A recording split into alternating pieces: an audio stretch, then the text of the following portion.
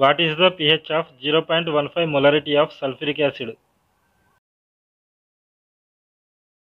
For H2SO4, H2SO4 gives us 2H plus SO4 minus 2. pH is equals to minus log of concentration of H plus. The concentration of H plus is equal to subscript of H plus and molarity. Here subscript of H plus is equals to 2 and molarity is equals to 0.15.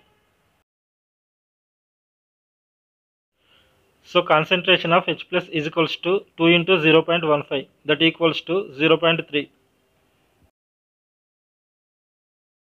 So pH is equals to minus log of 0.3, that equals to minus of minus 0.52, that equals to 0.52.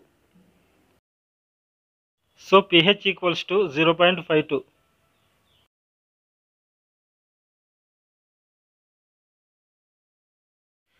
If you like this video, please subscribe my channel and press on the bell icon.